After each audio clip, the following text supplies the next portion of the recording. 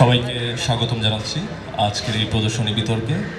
আমাদের আজকের বিতর্কে যে প্রস্তাব, এই সংসদ সকল কোটা বিলুপ্ত করবে। আমাদের সাথে সরকারি দল হিসেবে আছে জাহাঙ্গীরনগর ইউনিভার্সিটি, বিরোধী দল হিসেবে আছে Bangladesh university of professionals BUP. সরকারি দলের প্রধানমন্ত্রী হিসেবে আজকে বক্তব্য উপস্থাপন করবেন রুবিনা তিথি, মন্ত্রী হিসেবে আছেন মেহেদি হাসান সৌরভ এবং সংসদ সদস্য হিসেবে আছেন রিফাত রাহান।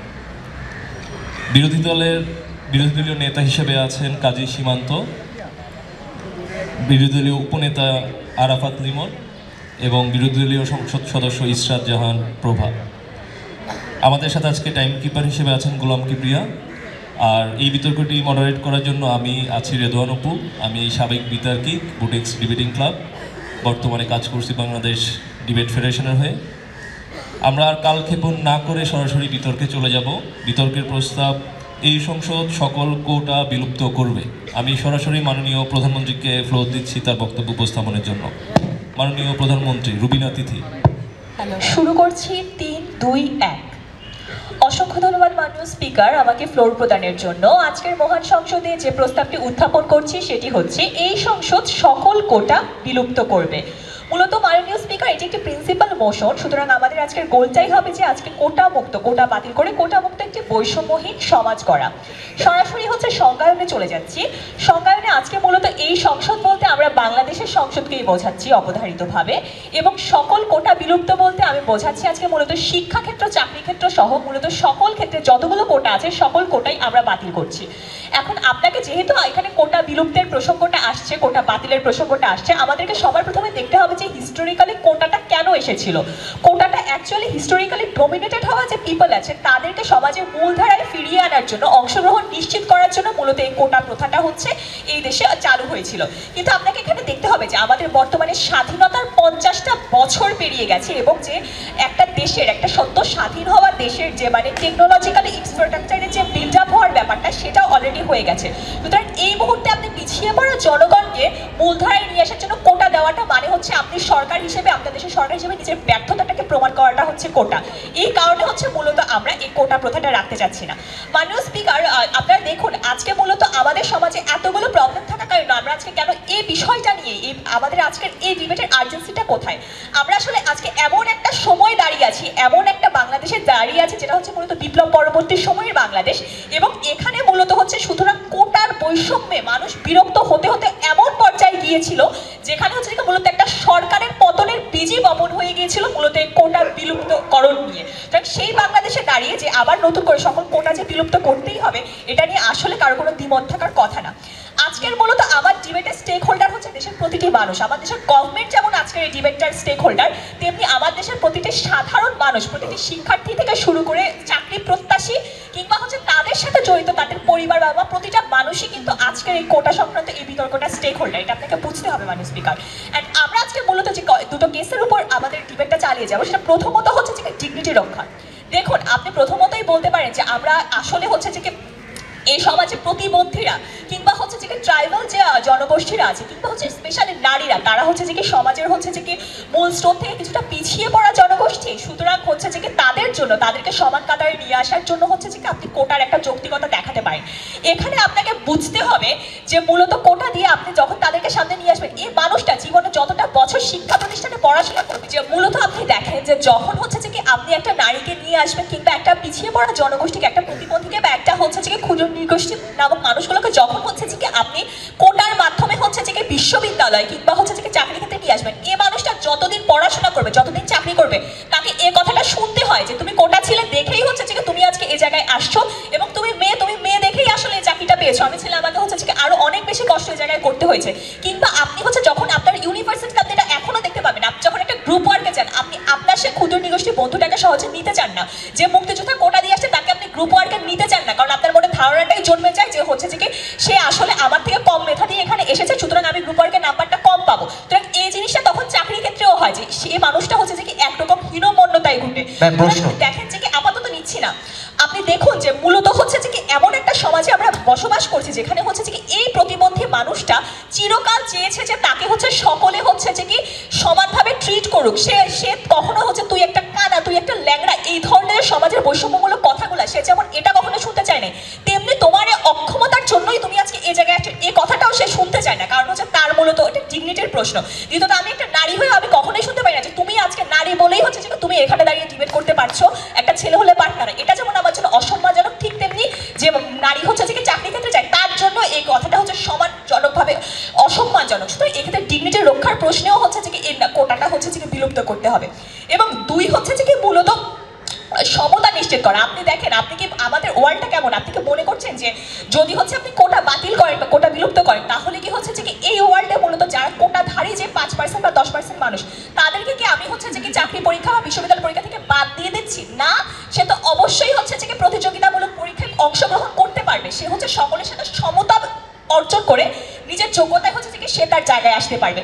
এবং এই মুহূর্তে যদি আপনি এটা বলেন যে তাহলে হচ্ছে তবুও হচ্ছে যে সে পিছিয়ে যাবে, কারণ হচ্ছে যে সে হয়তো বা শহুরে একটা জনজীবন থেকে আসেনি, সে গ্রামের অত্যন্ত প্রত্যন্ত একটা এলাকা থেকে এসেছে, বা হচ্ছে সেখানে তার সমান অধিকার ছিল না, হসপিটাল ব্যবস্থা বা স্কুল ব্যবস্থা ছিল না, তাহলে আপনাকে এটা বুঝতে হবে যে আপনাকে ওখানে কাজ করা উচিত যাতে সেই প্রত্যন্ত এলাকায় সঠিক শিক্ষাটা সে পায়, যাতে সমান সুযোগ সুবিধাটা সে পায়, আপনি সেটাই কাজ করুন। তাকে আপনি কোটা দিয়ে জাস্ট হচ্ছে একটা পর্যায়ে কোটা দিয়ে আপনি তাকে সমান সুযোগ সুবিধা দিবেন, পিছিয়ে পড়া মানুষকে নিয়ে আসবেন, এটা মূলত হচ্ছে সরকারের একটা শুভঙ্করের ফাঁকি ছাড়া কিছু না।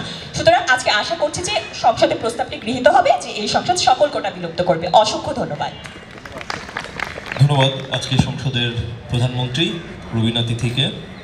আপনাদের 1 মিনিট সময় লাগবে, 1 মিনিট স্ট্র্যাটেজিক টাইম। এই 1 মিনিটের মধ্যে আমি একটু আপনারা যারা সামনে বসে আছেন আপনাদের কাছে জানতে চাই, আপনারা কি মনে করেন কোটা থাকা উচিত নাকি থাকা উচিত না? কারা কারা কোটার পক্ষে একটু হাত তোলেন?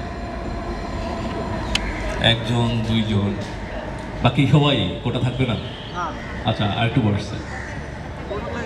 এখন তাহলে বিরোধী দল কি বলবে? আপনারা তো রায় দিয়ে দিলেন, আমরা শুনবো বিরোধী দল কি বলে।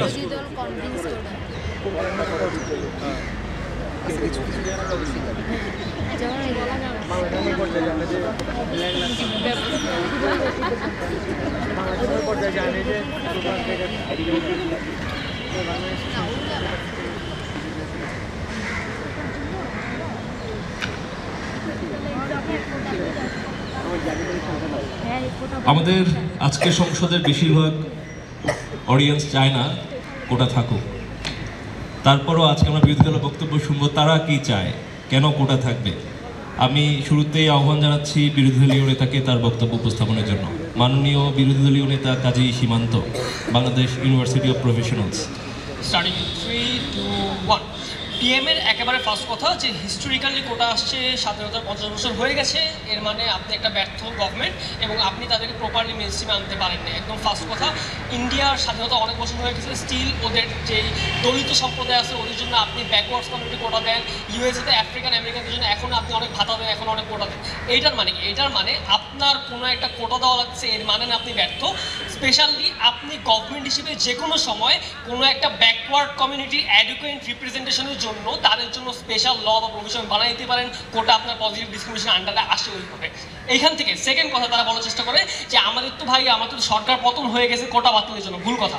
আপনার এই দেশের সাধারণ মানুষজন কখনো চাই নাই যে কোটা আজকে বিলুপ্ত হোক, রেদার তারা চেয়েছিল কোটার সংস্কার হোক। এইখান থেকে একটা আলাপ আসে যে আজকে সরকার হিসেবে কোনো একটা গভর্নমেন্ট আসলে কি কোটাটা কি জন্য দেয়। ঠান্ডা মাথায় চিন্তা করেন, আমরা যে পার্টিকুলার পয়েন্টে মুক্তিযুদ্ধ কথা বাতিলের কথাবার্তা বলছি, এটার কারণ ছিল যে মুক্তিযোদ্ধা যে কোটাটা এক্সিস্ট করতেছে ওইটা আপনার থার্ড জেনারেশন পর্যন্ত চলে গেছে এবং আপনার ওই থার্ড জেনারেশনের যে মানুষটা আলটিমেটলি কোটাটা ইউজ করে ঢাকা ভার্সিটি বা কোনো একটা পাবলিক ইউনিভার্সিটি বা কোনো একটা জবে যেতেছে, ওই মানুষটাকে আসলেও ওই নিডটা আছে কি নাই।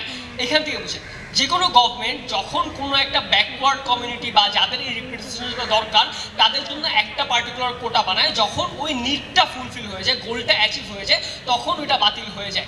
এখান থেকে বুঝতে হবে 1990 সালে যখন প্রথমবারের মতো সংরক্ষিত আসন বাড়ানো হয়েছিল নারীদের রিপ্রেজেন্টেশনের জন্য, 2001-এ যখন এটাকে বাড়ায় 45 করা হয়েছে, 2015-তে যখন এটাকে বাড়ায় আরও 25 বছর এক্সট্রা করা হয়েছে, এটার কারণ ছিল যে নারীদের পার্টিসিপেশন পার্লামেন্টে অত একটা বাড়ে নাই এটাকে বাড়ানোর জন্য।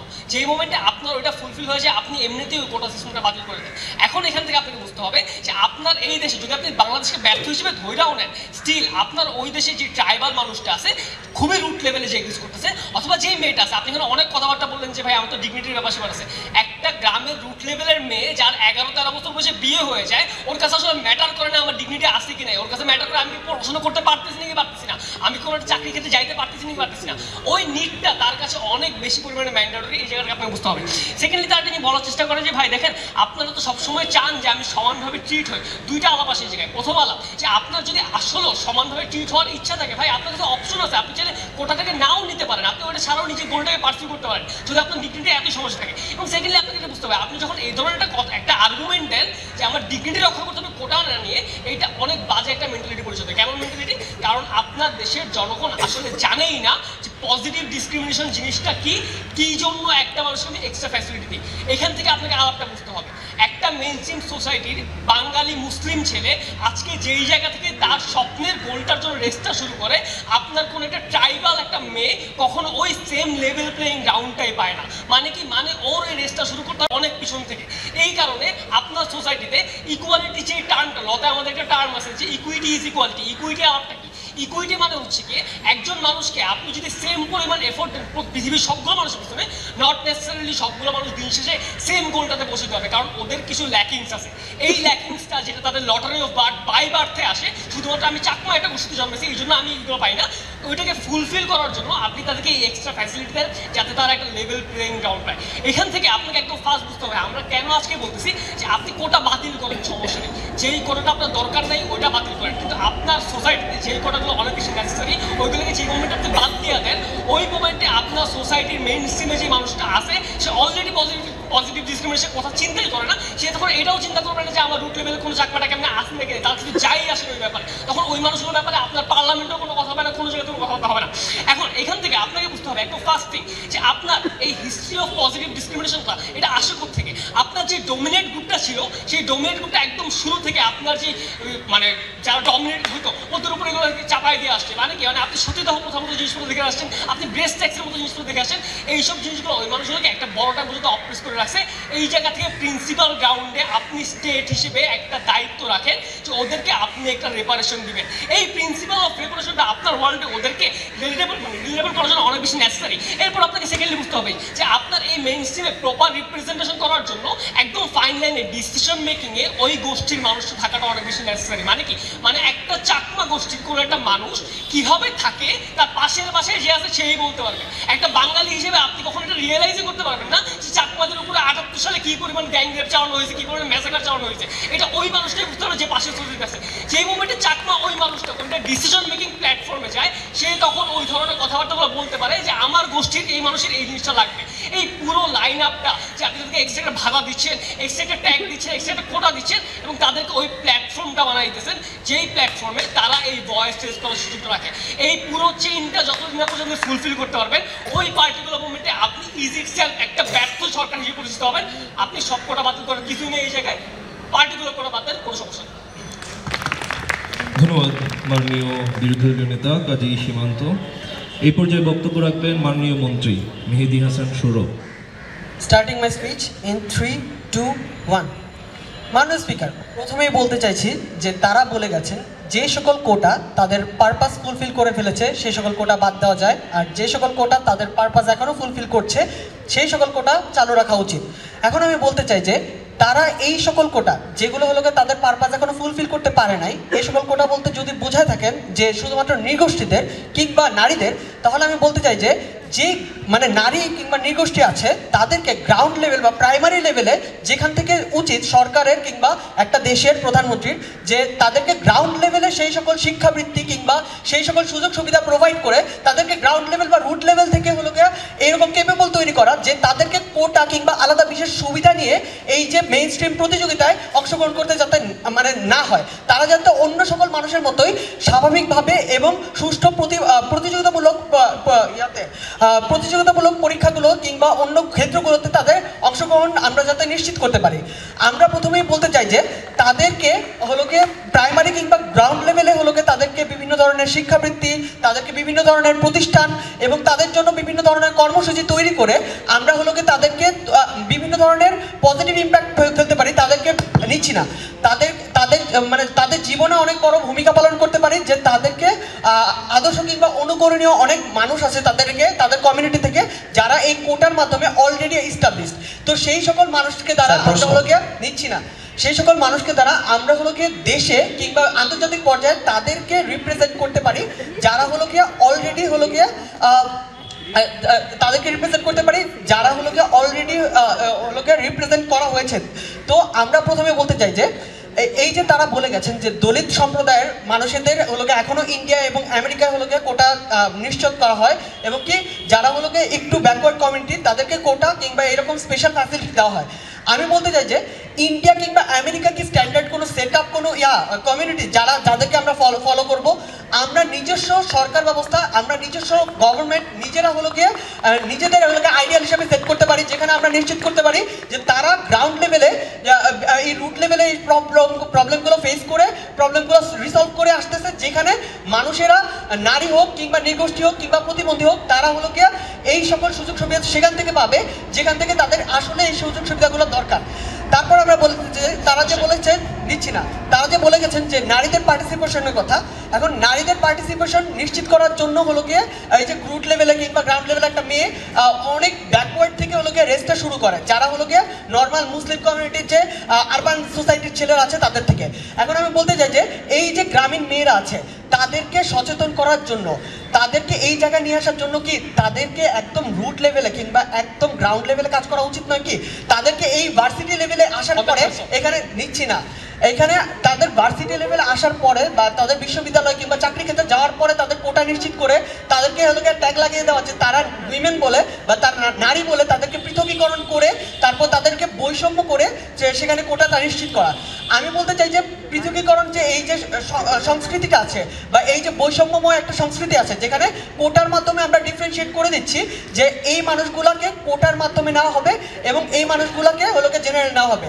এর মাধ্যমে আমরা করি কি এই যে মানুষগুলা যারা হলো জেনারেল নারী কিংবা জেনারেল মানুষের আছে যারা হলো ক্ষুদ্র নৃগোষ্ঠী থেকে আসছে তাদের প্রতি একটা নেগেটিভ মনোভাব তৈরি হয় আমাদের, যারা হলো প্রতিযোগিতামূলক পরীক্ষা দিয়ে টিকেছে তাদের প্রতি আমাদের একটা হীনমন্য একটা মনোভাব কাজ করে। তো এই মানুষগুলো নিজেদের গ্রাউন্ডগুলো নিচ্ছি না, এই মানুষগুলো নিজেদের গ্রাউন্ডে কাজ করতে গেলে বারংবার হলো বিভিন্ন ধরনের বিপর্যয় কিংবা প্রতিকূলতার সম্মুখীন হয়, যেটা আমরা কখনোই রিসলভ করতে পারি না। তারা বলে গেছেন যে পজিটিভ ডিসক্রিমিনেশনের কথা। এখন পজিটিভ ডিসক্রিমিনেশন এক্সিস্ট করে এটা আমি জানি। এখন এই সম্পর্কে সচেতন করতে হবে মানুষকে কখন? শিক্ষা এবং বিভিন্ন ধরনের এই কর্মসূচি কিংবা এই যে বিভিন্ন ধরনের সম্মেলনগুলো হয় এইগুলোতে তাদের মানে পার্টিসিপেশন ইনশিওর করে। এখন এইগুলোতে পার্টিসিপেশন ইনশিওর করার জন্য তো আলাদা করে কোটা নিশ্চিত করার দরকার নেই। এইগুলোতে পার্টিসিপেশন নিশ্চিত করার জন্য তাদেরকে আলাদা করে ভাতা কিংবা আলাদা করে গ্রাউন্ড কিংবা আলাদা করে সুযোগ ইনশিওর করলে আমরা তাদের এই পার্টিসিপেশনগুলোতে অংশগ্রহণ করতে পারি। আমরা আরও বলতে চাই যে তাদেরকে সচেতন করতে হবে, তাদেরকে তাদের যে অধিকার বোধগুলো আছে সেইগুলো সম্পর্কে সচেতন করতে হবে। তারা একজন দেশের নাগরিক হিসেবে তাদের যে বেসিক যে মানে অধিকার বোধগুলো আছে, মৌলিক অধিকারগুলো আছে, সেগুলো যদি আমরা গ্রাউন্ড লেভেলে গিয়ে নিশ্চিত করতে পারি তাহলে তারা অন্য সকল মানুষের মতোই এই শিক্ষা, চিকিৎসা এবং বাসস্থান ইত্যাদি সুযোগ সুবিধা পাওয়ার মাধ্যমে আমরা তাদেরকেও সেই সমান পর্যায়ে নিয়ে যেতে পারবো, যেখানে তারা বুক ফুলিয়ে প্রতিযোগিতামূলক পরীক্ষায় অংশগ্রহণ করে তারপরে তারা এই সকল ক্ষেত্রগুলোতে আসতে পারবে। তাদের নিজেদেরও কোনো আলাদা করে এই সকল মানে বিশেষ কোনো চাহিদা বা বিশেষ কোনো ক্ষেত্র দরকার পড়বে না।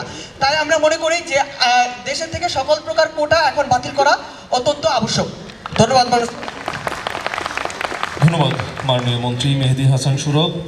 যেহেতু এটা প্রদর্শনী বিতর্ক, হার জিতে ভয় নেই, আমি একটু অনুরোধ করব আপনাদের পরবর্তী যারা বক্তা আপনাদের বিপক্ষ দলের কাছ থেকে প্রশ্ন করবেন এবং প্রশ্ন করলে আপনারা প্রশ্নটা নিয়ে উত্তর দিবেন। এই পর্যায়ে বক্তব্য রাখবেন বিরোধী দলীয় উপনেতা Arafat Limon, Bangladesh university of professionals. 3, 2, 1। মাননীয় স্পিকার, এই বিতর্কের সব থেকে বড় ইউটোপিয়া হচ্ছে তারা মনে করছে রুট লেভেল পর্যন্ত গিয়ে কাজ করলে সমাধান করা যায়, কিন্তু আপনার সরকার রুট লেভেলে গিয়ে কোনোদিন কাজ করতে পারবে না। এটা আপনার সরকারের ব্যর্থতা, এটা আপনি বলেছেন, আমি মেনে নিলাম। এই ব্যর্থতার জায়গায় রেপারেশনটাই হচ্ছে আপনি তাদেরকে কোটা দিবেন। এই বিতর্কে আপনাকে মানতে হবে, আপনি এই ইউটোপিয়াতে মানে প্রত্যেকটা অঞ্চলে আপনি যদি চিন্তা করেন, খুলনার ডুমুরিয়াতে আপনি মতিঝিল গভর্নমেন্ট বয়েজের মতো একটা স্কুল দিতে পারবেন না, আপনি একটা ঢাকা বিশ্ববিদ্যালয়ের মতো বিশ্ববিদ্যালয় এখানে দিতে পারবেন না। মানে আপনার ওই মানুষগুলোকে আপনি রুট লেভেলে গিয়ে এই ধরনের সুযোগ সুবিধা কখনো দিতে পারেন না। এই জন্য তাদেরকে আপনি বলেন তোমার জন্য ঢাকা বিশ্ববিদ্যালয়েও 5% কোটা আছে। তার মানে রুট লেভেল পর্যন্ত আপনার সরকার কোনো পৃথিবীতেই কাজ করতে পারবে না, কোনো পৃথিবীতেই তাদেরকে এই সুযোগ সুবিধাগুলো দিতে পারবে না। দ্বিতীয়ত, তারা বলছে আপনি ভাতা দিয়ে দেন কাজ হয়ে যাবে। দুইটা সমস্যা।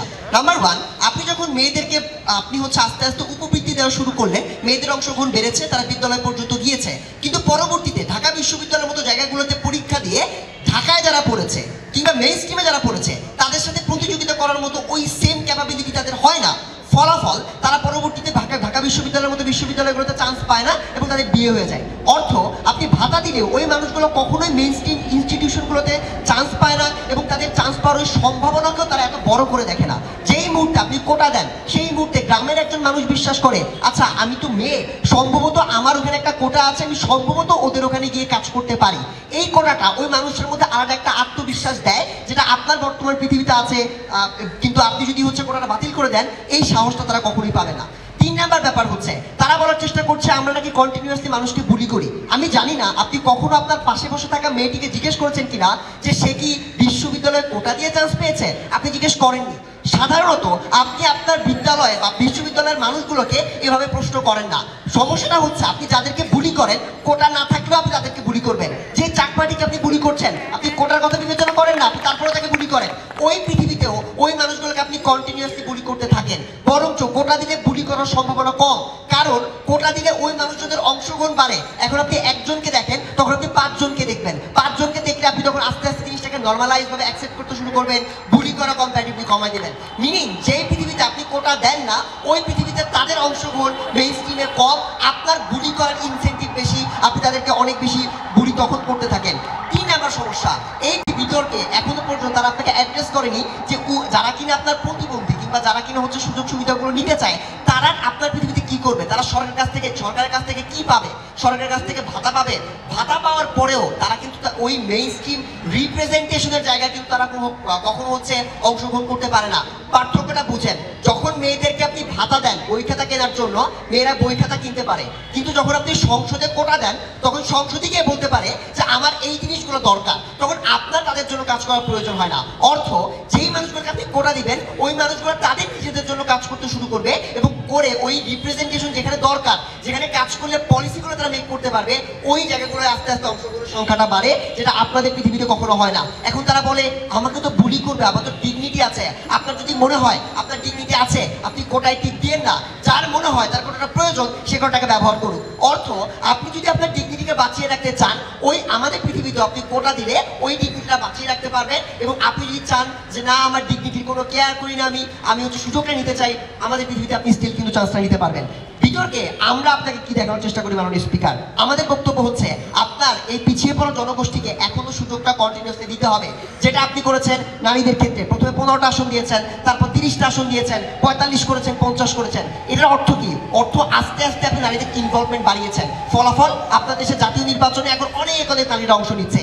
এই ফলাফলটা আপনি ওই কোটাগুলোর কারণে পেয়েছেন। যেই মুহূর্তে আপনি 5 জন মানুষের কর্মক্ষেত্রে অংশগ্রহণ করানোর সুযোগ দিবেন, সে বাকি 5 জন, সময় কি শেষ, সে বাকি 5 জন মানুষকে হচ্ছে এখানে ইনক্লুড করতে শুরু করবে এবং আপনার সরকার ওইখান থেকে রেপারেশনটা পরিপূর্ণভাবে দিতে পারবে। বাট মোস্ট ইম্পর্টেন্টলি আপনি একটা জিনিস বোঝার চেষ্টা করেন, কোটাটা দেওয়াটা কেন জাস্টিফাইড। আপনি একটা পণ্য 5 টাকা দিয়ে কিনলে 1 টাকা আপনি সরকারকে ভ্যাট দিয়েছেন, আপনি বলেছেন মতিঝিল গভর্নমেন্ট বয়েসে। আর গ্রামের একজন মানুষ, সেও 5 টাকা দিয়ে পণ্য কিনেছে, 1 টাকা ভ্যাট দিয়েছে, কিন্তু সে এমন প্রতিষ্ঠানে পড়তে পারে নাই। মানে আপনার সরকার তার কাছে দায়বদ্ধ ওই যে 1 টাকা ভ্যাটটা নিয়েছে, ট্যাক্সটা নিয়েছে, ওই ট্যাক্সের আউটকামটা তাকে ফিরিয়ে দেওয়া। এই ফিরিয়ে দেওয়ার উপায়টা কি? উপায়টা হচ্ছে যেহেতু সরকারের রিসোর্স কম, বাজেট কম, সরকার প্রত্যেকটা এলাকায় ঢাকা বিশ্ববিদ্যালয়ের মধ্যে বিশ্ববিদ্যালয় করতে পারবে না। সরকার যেটা করতে পারে 100টা সিটের মধ্যে 5টা সিট অন্তত ওই মানুষগুলোকে দিয়ে দেওয়া। তারপরেও তাদের রিপারেশন ফুলফিল হয় না। বাট আমরা বিশ্বাস করি গভর্নমেন্টের লিমিটেশন যেহেতু আছে, এই 5টা আসনের মাধ্যমে শুরুটা আপনাকে কোথাও করতে হবে। লাস্ট রিবাটাল, আমরা ইন্ডিয়া আমেরিকাকে কি ফলো করছি? এটাই কি স্ট্যান্ডার্ড? কান্ট্রিটা স্ট্যান্ডার্ড না, আইডিয়াটা স্ট্যান্ডার্ড। অর্থাৎ আপনার দরকার মানুষগুলোকে সুযোগ দিয়ে উঠিয়ে নিয়ে আসা, যাতে করে 50 বছর পর তারা বলতে না পারে যে এই সরকার আমার জন্য কিছুই করে নাই। সেজন্য সুযোগটা তাদেরকে দেওয়া উচিত। ধন্যবাদ। ধন্যবাদ মাননীয় বিরোধী দলীয় উপনেতা আরাফাত লিমনকে। আমাদের বিতর্ক চলছে। বিতর্কের প্রস্তাবে এই সংসদ সকল কোটা বিলুপ্ত করবে। আমাদের আজকে আমার ডান পাশে সরকারি দল হিসেবে আছে জাহাঙ্গীরনগর ইউনিভার্সিটি এবং বাম পাশে বিরোধী দল হিসেবে আছে Bangladesh university of professionals BUP. আমরা এই পর্যায়ে সরকারি দলের সংসদ সদস্যের বক্তব্য শুনব। সংসদ সদস্য Rifat Raihan. Hello. I will start my speech in 3, 2, 1, start. মাননীয় স্পিকার, অপোজিশনের ডিবেটের মূল আইডিয়াটাই হচ্ছে যে যেহেতু আমি সব জায়গায় সুবিধা দিতে পারি নাই, আমি আপাতত টেনে টুনে আমার দেশটা চালাই। আমি আমার সামনের যে ইমপ্রুভমেন্টের জায়গাটা দরকার আমার, সেই জায়গায় আমি ফোকাস করতে ব্যর্থ। আমার কোনো স্টেপ নেওয়ার কোনো আর্জেন্সি নাই। আমি কেবল কোটা দিয়ে আমার এই বঞ্চিত যারা আছে তাদেরকে সার্ভিস দিয়ে যাব। আপনাকে যদি বিশদ ব্যাখ্যায় আসি, স্পিকার দেখেন, আমরা প্রথম থেকে আপনাদেরকে কি আইডিয়া দেওয়ার চেষ্টা করেছি। আমাদের স্বাধীনতার 50 বছর পার হয়ে গেছে, কিন্তু আমরা রুট লেভেলে যেরকম ইমপ্রুভমেন্ট আনা দরকার সেই রুট লেভেলে ইমপ্রুভমেন্ট আনতে পারছি না। কেন পারছি না? কারণ আমার গভর্নমেন্ট মনে করছে আমি তো তাদেরকে কোটা দিচ্ছি, আমার ওই মানুষগুলোর কোনো ইমপ্রুভমেন্টের আর দরকার নাই। আমরা এই জায়গাটায় অপোজ করছি। আমরা বলছি আপনি যখন কোটা দেন তখন আপনি কোটা ওই পুরো গোষ্ঠীকে দেন না, আপনি সেখানে পড়ুয়া কিছু শিক্ষার্থীকে দেন এবং দিয়ে যখন দায় সেরে ফেলেন তখন আসলে পুরো গোষ্ঠী আসলে উন্নত হচ্ছে কি হচ্ছে না সেই জায়গায় আপনার কোনো ফোকাস হচ্ছে না, নিচ্ছি না। আমাদের প্রাইম মিনিস্টার আপনাদেরকে কি দেখিয়ে যায়? আমরা আপনাদেরকে দুটো আর্গুমেন্ট দেখাই। প্রথমত হচ্ছে আপনাদের ডিগনিটি রক্ষার যে বিষয়টি, এবং দ্বিতীয়ত হচ্ছে সমতা নিশ্চিত করা। তারা বারবার বলে যাচ্ছেন যে যখন আপনি যদি চান, আপনি আসলে চাইলে কোটা নাও নিতে পারেন, তাহলে তো আপনার ডিগনিটিটা রক্ষা হয়। আইডিয়াটা আসলে সেইটা না। আইডিয়া হচ্ছে আপনি যখন কোটা নিচ্ছেন তার মানে হচ্ছে আপনি সোসাইটিকে এইটা দেখাচ্ছেন আপনি আসলে কোটা ছাড়া আসতে পারছেন না। সেই জায়গাটা হচ্ছে আপনাকে ওই জায়গায় আপনার সহকর্মীদের সাথে ফাইটটা করতে হয়। আপনি নিজেকে ওই রকম সমান মনে করেন না, আপনি মনে করেন যে আচ্ছা আপনি হচ্ছে ছোট। যে জিনিসটা আমি আমার ক্লাসে মুক্তিযোদ্ধা কোটা নিয়ে আসা বা অন্য কোনো একটা কোটা নিয়ে আসা ছেলে বা মেয়ের মধ্যে দেখতে পাই, ওর মধ্যেই ওই ফিলটা থাকে না যে আচ্ছা আমি আসলে ওদের সবার পার্টিসিপেট করতে পারবো। দ্বিতীয়ত আমাদের আর্গুমেন্ট দিয়ে গেছে সমতা নিশ্চিত করার যে বিষয়টা। হ্যাঁ, আমরা এইখানে চাইছি যে আপনার সরকারকে আমরা যখন ফোর্স করব যে আপনি আর কোটা দিয়ে দায়ভার সেরে ফেলতে পারবেন না, নিচ্ছি না ভাই, আমার আর্গুমেন্টটা শেষ করছি। আপনি আর কোটা দিয়ে আপনার দায় শেষ করতে পারবেন না, আপনাকে অবশ্যই রুট লেভেলে কোনো ইমপ্রুভমেন্ট আনতে হবে। তখন আসলে আমি সবার জন্য সরকারকে বাধ্য করি একটা লেভেল প্লেইং ফিল্ড তৈরি করতে। তখন আসলে সবাই নিজেদের যোগ্যতা দিয়ে সমতা নিশ্চিত করার একটা ফিল্ড পায়। এটা ছিল আমাদের গভর্নমেন্ট সাইডে, নিচ্ছি না, আমাদের গভর্নমেন্ট সাইডের আর্গুমেন্ট। বিনিময়ে তারা কি দেখিয়ে গিয়েছেন? তারা প্রথমে বলে গিয়েছিলেন যে তাদের আসলে যে যে জায়গাগুলোতে নিড আছে সেই জায়গাগুলোতে কোটা থাকবে, যখন আসলে নিডটা কমপ্লিট হতে যাবে তাহলে সেটা বাতিল হবে। এই জিনিসটা ক্লিয়ার করে কে? আমরা কখন বলতে পারছি যে আচ্ছা এইটার জায়গায় নিড আছে, এই জায়গায় নিড কমপ্লিট হয়ে গেছে? এক্সাম্পল দেখুন, মুক্তিযোদ্ধা কোটা, মুক্তিযোদ্ধার নাতি নাতনিরাও কোটা পেয়ে যাচ্ছে যতক্ষণ পর্যন্ত আপনি ওই জিনিসটা ইনশিওর করতে পারছেন না যে আসলে এই কোটার কোনো আর্জেন্সি নাই। আপনি যখন কোটা দিয়ে রাখছেন তখন তারা কোটা চেয়ে যাচ্ছেই, আপনাকে সেই জিনিসটা আন্দোলন করে বন্ধ করতে হচ্ছে। আমরা এইরকম সোসাইটি চাই না। আমরা চাই সরকারকে বাধ্য করতে যে আপনি কোটার বদলে আমাকে সুযোগ দিন। স্যার প্রশ্ন। জি বলুন। স্যার, সরকার দায় ছেড়ে দেয় যখন 90 সালে আপনার নারীদের জন্য আসন দিল, সংসদে 30টা আসন আছে, তারপর কি নারীদের জন্য সরকার আর কিছুই করে নাই? মানে আপনি বলছেন সরকারের কোটা দিয়ে দায় ছেড়ে দেয়, তো নারীদের জন্য যখন 30টা আসন সংসদে দিল তারপর থেকে কি নারীদের উন্নয়নে সরকার কিছুই করে নাই? আপনার এই উদাহরণটা হচ্ছে সংসদের নারী সংরক্ষিত আসনের জন্য। আপনি আমাকে বলুন, যদি আপনার এই নারী কোটা আসলেই রাজনীতিতে কোনো ইম্প্যাক্ট ফেলে থাকে তাহলে এখনো কেন আপনার কোটা ব্যবহারই করতে হচ্ছে?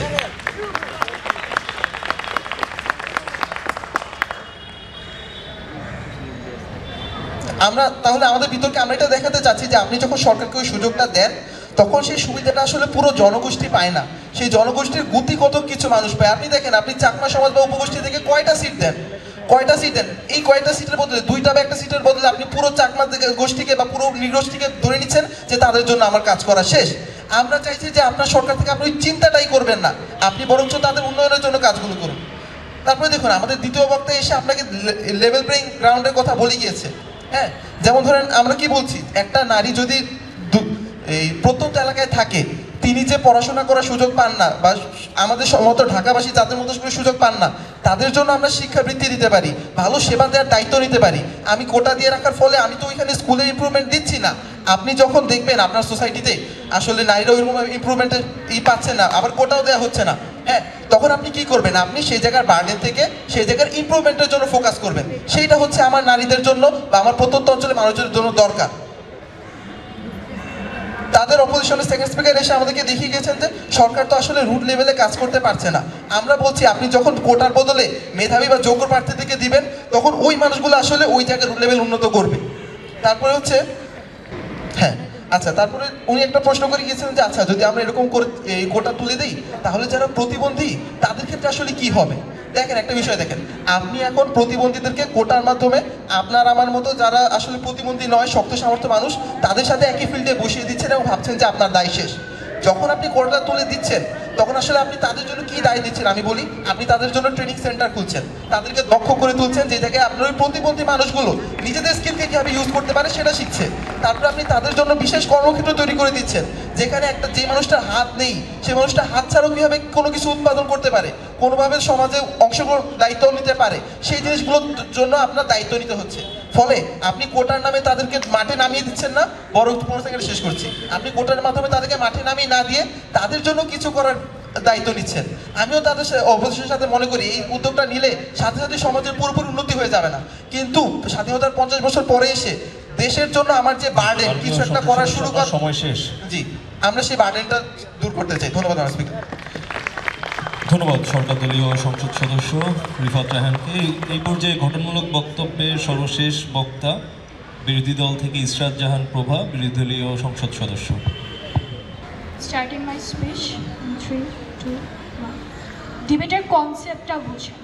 আপনাকে কোটা প্রোভাইড করা হয়, আপনি দুইটা মানুষকে যখন সেম রেসে দাঁড় করাবেন, একটা মানুষ প্রিভিলেজ, একটা মানুষ আন্ডার প্রিভিলেজ, এই দুইটা মানুষকে যখন আপনি সেম রেসে দাঁড় করাইতেছেন, যে মানুষটা আন্ডার প্রিভিলেজ, আপনি চাইলেও আসলে তাদেরকে দুটা সমান পর্যায়ে হচ্ছে সেই ফ্যাসিলিটিসটা দিতে পারতেছে না। অর্থাৎ এটা মানে কি, আপনি ওই যে আন্ডার প্রিভিলেজ মানুষটাকে আছে তাকে কোটা না দিয়ে, এই যে আপনারা বারবার কথা বলতেছেন যে হচ্ছে সমান সুযোগ সুবিধা দিবে, রুট লেভেল থেকে আসলে আপনি যখন সুযোগটা প্রোভাইড করবেন, এই জিনিসটা আসলে সমতা বজায় রাখবে, এই কনসেপ্টটা আসলে আপনাদের সাইড থেকে পুরাই বোগাস এবং জিনিসটা আসলে এক্সিস্টই করে না।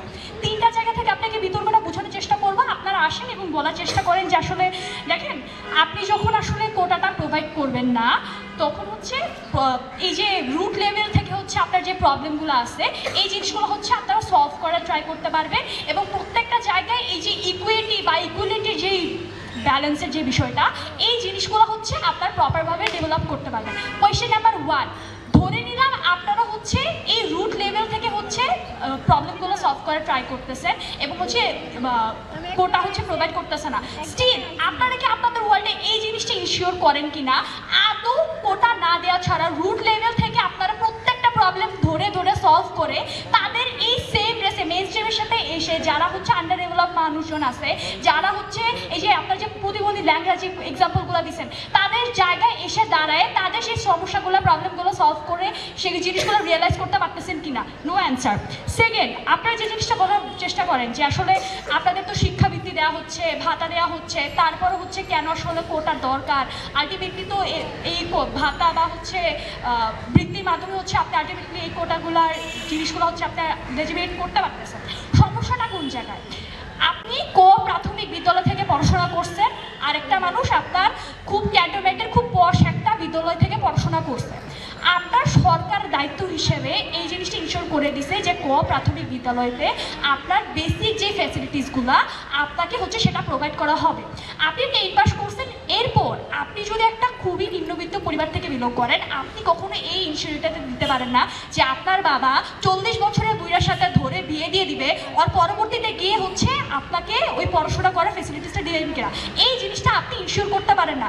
ঠিক এই জায়গা থেকে সাইড অপোজিশন আপনাকে এই জিনিসটা বোঝানো ট্রাই করে কেন কোটার মাধ্যমে ওই যে মেইন স্ট্রিমের সাথে মানুষের এসে কানেক্ট করার যে ওয়েটা, বা ওই যে একটা যে মানুষটা হচ্ছে পশ জায়গা থেকে পড়াশোনা করে আসছে তার সাথে এসে কানে করে মেইন স্ট্রিমের সাথে হচ্ছে আপনার ফাইট দেওয়ার ওয়েটা, কোটা সিস্টেমটা এই জিনিসটাকে আসলে কেন ভ্যালিডিটি মনে করে, সাইড অপোজিশন আপনাকে এই জিনিসটা বোঝানোর ট্রাই করে। এবার আসি সাইড অপোজিশনের ওয়ার্ল্ড বা আপনার সিনিয়রটা আসলে কোন জায়গা থেকে। আপনাকে আমরা এই জিনিসটা খুব সুন্দরভাবে বোঝানোর ট্রাই করি যে অ্যাকচুয়ালি আমাদের ওয়ার্ল্ডে ইকুয়ালিটি ভার্সেস ইকুয়ালিটি এই জিনিসটা কীভাবে কাজ করে এবং পজিটিভ ডিসক্রিমিনেশন ইটসেলফ এই জিনিসটা আসলে কেন আজকে বিতর্কে ইম্পর্টেন্ট। এই দুইটা জিনিস সাইড অপোজিশন আপনাকে খুব সুন্দরভাবে বোঝানোর চেষ্টা করা হয় আমার পিএম এবং হচ্ছে আমার এল এবং ডিএলও থেকে। সো দুইটা কেস দুটা ওয়ার্ল্ড সিনিয়রেও হচ্ছে আপনার কম্পেয়ার করলে সাইড অপোজিশন আপনাকে এই জিনিসটা খুব সুন্দরভাবে বলা ট্রাই করে যে এই যে পজিটিভ ডিসক্রিপশনের যে মানুষগুলো আছে, অর্থাৎ একটা স্টেট চাইলেই কেন কোটা দিয়ে ওই যে রুট লেভেলের যে মানুষগুলো আছে, যেটা আপনার বারবার প্রবলেম সলভ করার ট্রাই করতেছেন, যদিও বা এটা কখনো এক্সিস্ট করেন না, এটা আপনি কখনোই এডিকেট করতে পারবেন না, স্টিল ওই মানুষগুলোকে আপনি কোটার মাধ্যমে একটা সুযোগ প্রোভাইড করার পরও কেন আপনি মেইন স্ট্রিমে এসে তাদের জায়গাতে দাঁড়ায় তাদের সাথে কানেক্ট করতে পারবেন। নিচ্ছি না, বসেন।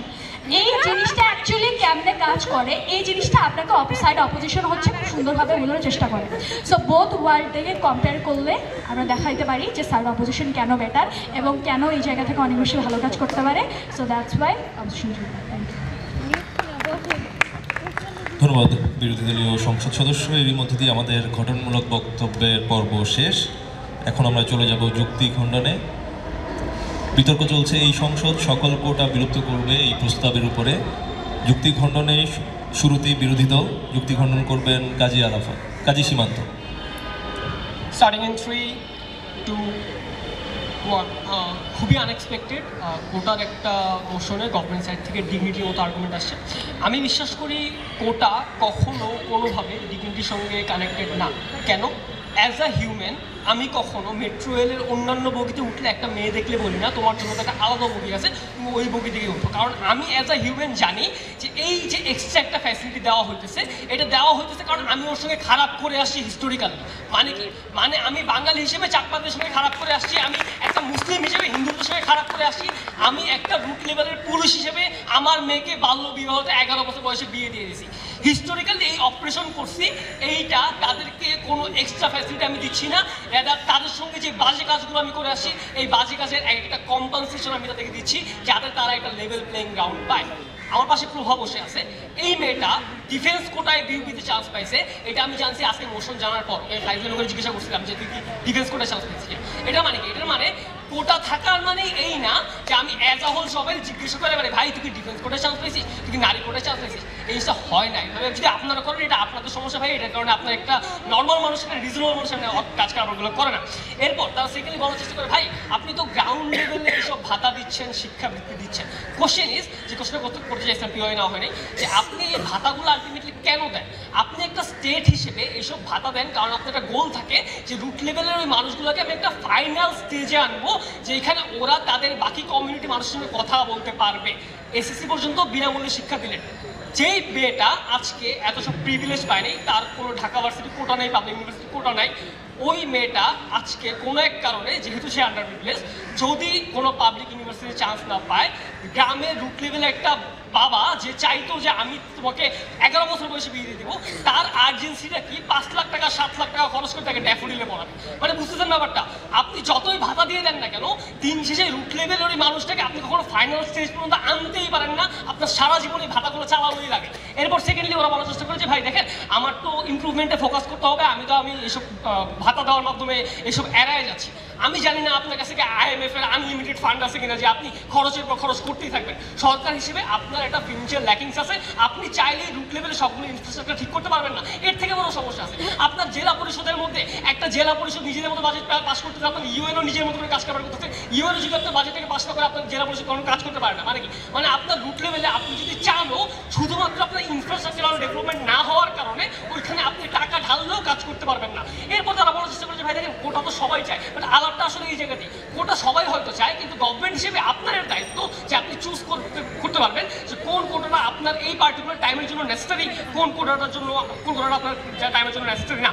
এরপর তারা লাস্টে এখনো চেষ্টা করে যে পার্টিসিপেশনের জন্য ভাতাই যথেষ্ট বুক ফুলিয়ে কম্পিটিটিভ এক্সাম দিতে পারবে।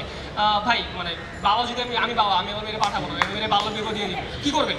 তাই না? মানে আমার মেয়ে আমি আমার বাল্য বিবাহ দিত, কি করবো? কিছু তো করার না। আপনি গভর্নমেন্ট হিসেবে বলতে পারবেন না ভাই তোর তো মানে এই পাবলিক ইউনিভার্সিটি চান্স পায়নি, তার প্রাইভেটে পড়া, মানে আপনি এটা বাবার কখনো বলতে পারবেন না। সো ওই মানুষ ওখানে আর্জেন্সি নেই তাকে পাঠানো।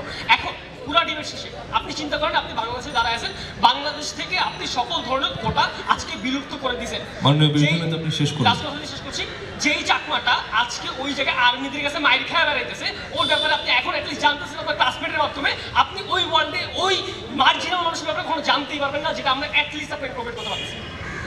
ধন্যবাদ মাননীয় বিরোধী দলীয় নেতা। এর মধ্যে দিয়ে বিরোধী দলের বিতর্ক শেষ। আমরা সংসদের সমাপনী বক্তব্য শুনব আজকে সংসদের মন্ত্রী, মাননীয় মন্ত্রী মেহেদী হাসান সৌরভের কাছ থেকে। Hello, am I audible? প্রথমে শুরু করতে যাচ্ছি যে ক্ষুদ্র নিগোষ্ঠীদের উপরে অত্যাচার, এটা আমরা আমাদের ক্লাসমেটদের থেকে না, বরং সোশ্যাল মিডিয়া থেকে শুরু করে টিভি মিডিয়া থেকে শুরু করে প্রত্যেকটা জায়গা থেকে আমরা শুনছি। তো আপনারা যদি বলে থাকেন যে শুধুমাত্র আমাদের ক্লাসমেট যে ক্ষুদ্র নিগোষ্ঠী তার শেয়ার্ড পোস্টের থেকে আমরা জানতেছি, এটা পুরোপুরি একটা রং অ্যাকুইজিশন।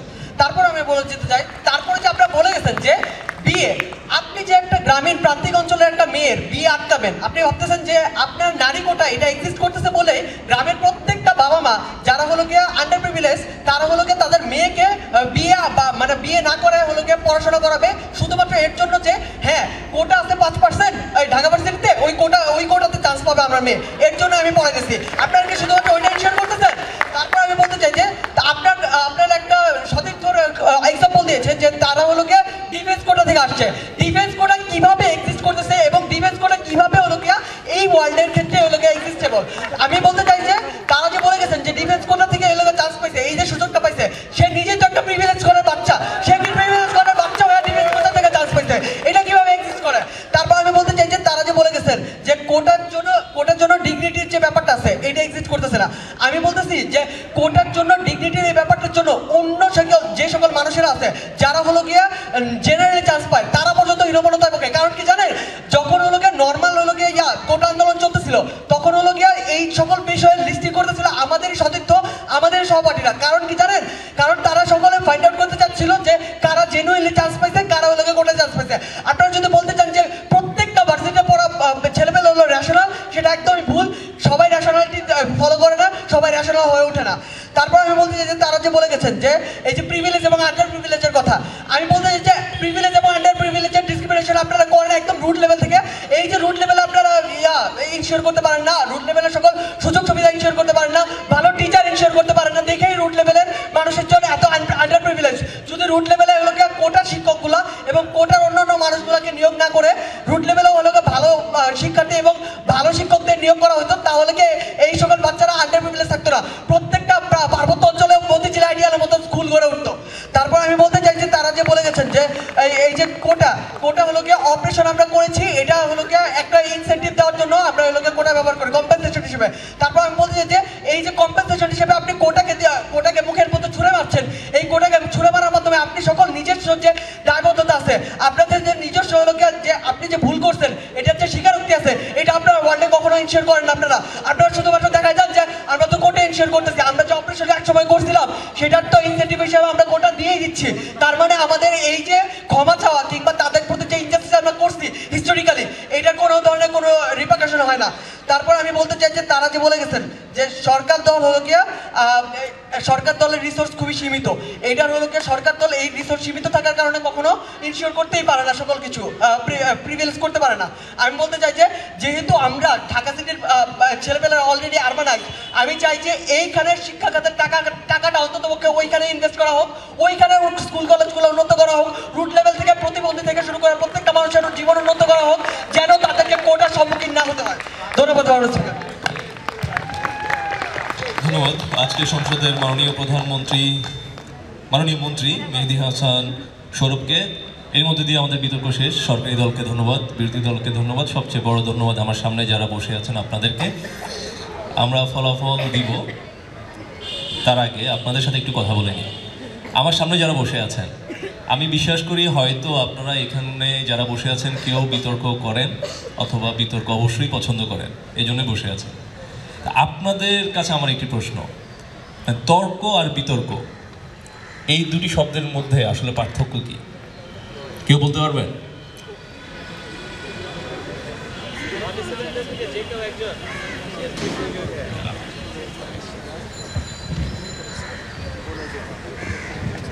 জি, একজন হাত তুলেছে। আচ্ছা, আমার পয়েন্ট অফ ভিউ অনুযায়ী হচ্ছে তর্ক জিনিসটা হচ্ছে আমি আপনার পয়েন্ট অফ ভিউটাকে আমি নাকচ করতেছি, আমি আপনার পয়েন্ট অফ ভিউটাকে পছন্দ করতেছি না, এর জন্য আমি তর্ক করতেছি। আর বিতর্কের জিনিসটা হচ্ছে এমন একটা টপিক নিয়ে আমরা কথা বলবো যে টপিক থেকে কোনো না কোনোভাবে একটা আনসার আসবে তর্কের শেষে, আর ওইটার নাম হবে বিতর্ক। আচ্ছা, আমার একটা কথা ছিল এই বিতর্কের মানে প্রসঙ্গে, সেটা হচ্ছে সরকারি দল চাচ্ছে যে বিতর্ক মানে এই কোটা জিনিসটা বাতিল চাই। আর প্রথমত হচ্ছে আমি নামটা বলে দিতে চাই, আমার নামটা হচ্ছে চলাই রাখাইন মিকি। আমার হচ্ছে একটা কোটা আছে, আদিবাসী কোটা। সেকেন্ড কোটা হচ্ছে আমার দাদা হচ্ছে মুক্তিযোদ্ধা কোটা, কিন্তু আমার দাদা কোটাও নাই। সেকেন্ড কথা হচ্ছে সরকারের থেকে কোনো ভাতাও পায় না, দ্যাটস ওয়াই কখনো ইউজ করা হয় না। আমি এখন কাজী নজরুল ইসলাম বিশ্ববিদ্যালয়ে লোক প্রশাসন বিভাগে পড়াশোনা করতেছি। আমাকে বলা হয়েছিল যে ইকোনমিক্স পাবেন যদি কোটা ইউজ করেন। আমি বললাম আমার কোটাও ইউজ করা লাগবে না, আমার প্রয়োজন নেই, আর কারণ আমার ফেভারিট সাবজেক্ট এমনিতে পেয়ে গেছে লোক প্রশাসন, সো আমি কোটাটা ইউজ করতেছি না। দেড়শো একজন পেয়ে গেল। সেকেন্ড কথা হচ্ছে যে ওনারা বলতেছেন যে প্রয়োজন নাই। আমি ওনাদেরকে রিকোয়েস্ট করব যে রাঙ্গামাটি, খাগড়াছড়ি অথবা কক্সবাজারের টেকনাফ উপজেলা খাড়াখালি গ্রামে গিয়ে দেখবেন আমরা কিরকম পড়াশোনা করে এতটুকু পর্যন্ত আসছি। মাননীয় স্পিকার, বলি যে আমার বাবা হচ্ছে ব্যবসায়ী ফ্যামিলি বলে আমি এরকম সুটকুট করে চলে আসছি। আমাদের সাথে আমার প্রতিবেশী তারা হচ্ছে পায়ে স্যান্ডেল নিয়ে ক্লাস 10 পর্যন্ত পড়াশোনা করছে, সে কিন্তু এখন ঢাকা ইউনিভার্সিটিতে পড়তেছে।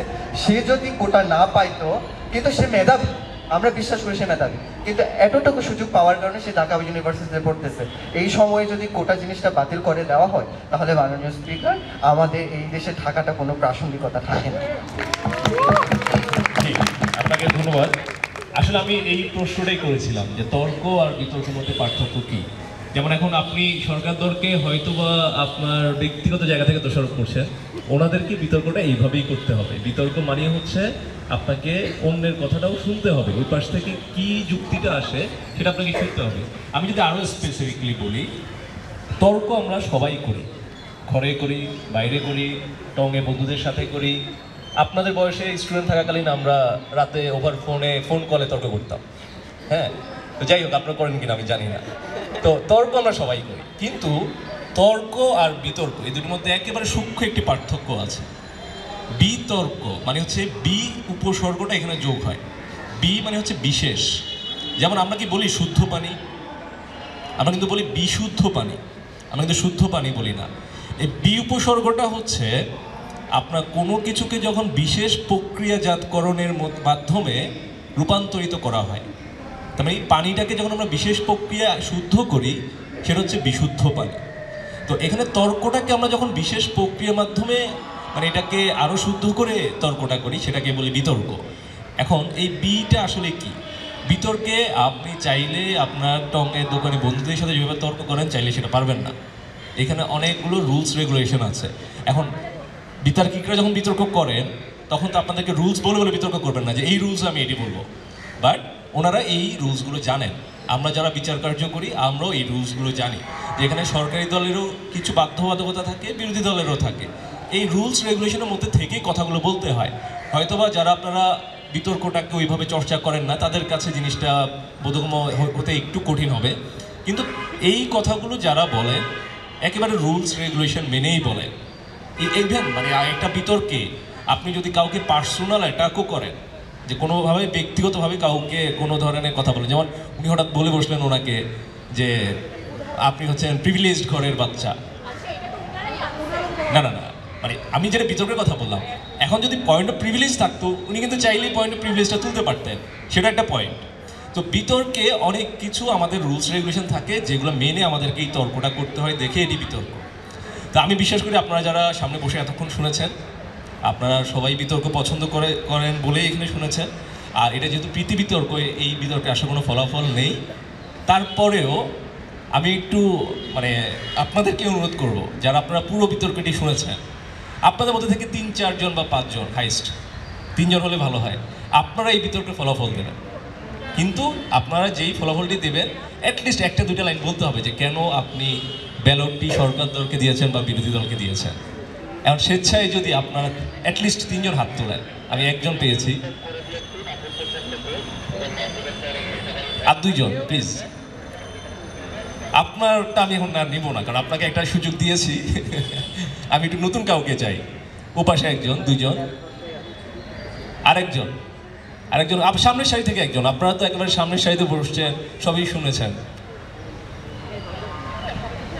মানে আপনাদেরকে কোনো রুলস রেগুলেশন মানতে হবে না, এটা আমি এনশিওর করলাম। আপনারা শুধু বলেন যে আপনাদের কাছে কারা জয়ী, কেন। হ্যাঁ, আমরা 3 জন পেয়ে গেছি, আমরা একজন একজন করে শুনবো।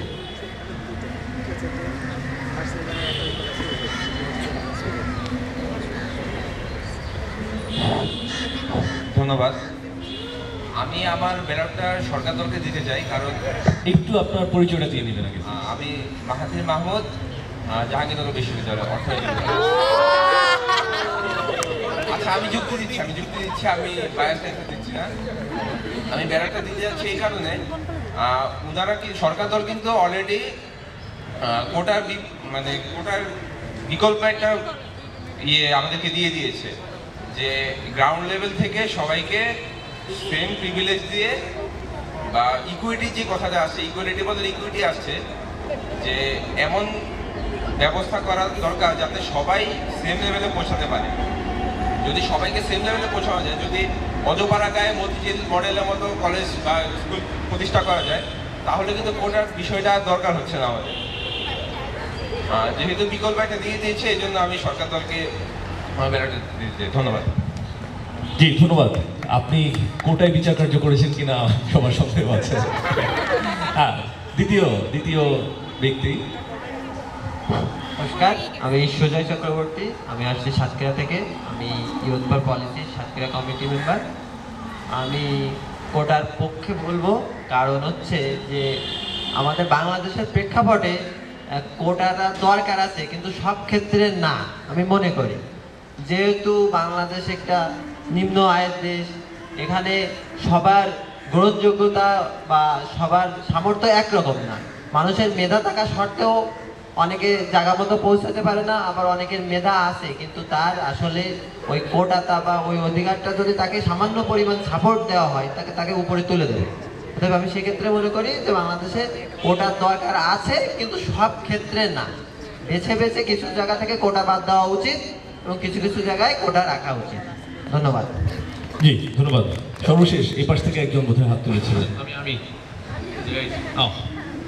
আমি মোহাম্মদ গোলাম রাব্বানী আদিব, স্বপ্নপূরণ যুব ফাউন্ডেশন বরগুনা, ইয়ুথ ফর পলিসির ইয়ুথ পার্টনার। আমি ভোট দেব কোটা না থাকার পক্ষে। মূলত এই আমরা জুলাই মাস খেয়াল করলে দেখবো যে এখান থেকে শুরু হয়েছিল যে মুক্তিযোদ্ধা কোটা বেশি হওয়ার কারণে মেধাবী স্টুডেন্টদের যে কর্মসংস্থান কমে যাচ্ছিল, এর জন্য তারা আন্দোলনে নেমেছিল প্রথম। এরপরে গণহত্যা দেখে সর্বস্তরের ছাত্ররা এখানে অংশগ্রহণ করে। এরপর এখন মূলত কোটাটা মুক্তিযুদ্ধ কোটা বাদ দিলেও কিছু পার্সেন্ট কোটা আছে, বাট এগুলো সব বাদ দিয়ে বিকল্প পথ খুঁজে বের করলে আমার মতে ভালো হয়। জি, ধন্যবাদ। আপনি একটা জিনিস খেয়াল করেছেন, ওনারা যারা বিচার কার্য করলেন 3 জন, মানে অনেকটা হচ্ছে ওনাদের নিজেদের সে কি, মানে ওনারা আসলে কি চাচ্ছেন, ওনারা মোশনের পক্ষে বিপক্ষে কথা বলছেন। আমাদেরকে যখন বিচার কার্য করতে হয়, আমাদেরকে বিচারটা করতে হয় যে আসলে সরকার দল কতটুকু যুক্তি দিয়েছেন, বিরোধী দল কতটুকু দিয়েছেন, কে কাকে কতটুকু এঙ্গেজ করেছে, কে কাকে কতটুকু বিট করতে পেরেছে, অনেক কিছু আসলে আমাদেরকে এই কঠিন কাজটা করতে হয়। যাই হোক, যেহেতু আজকে পৃথিবী তর্ক, আমি কারোই মন ভাঙবো না। আমার কাছে 2 দলই জয়ী। আপনাদের সব মানে আজকে আসলে বিজয়ী দল হচ্ছে অডিয়েন্স, কারণ এত সুন্দর অডিয়েন্স এত সুন্দরভাবে পুরো বিতর্কটি উপভোগ করেছেন। আপনাদেরকে ধন্যবাদ।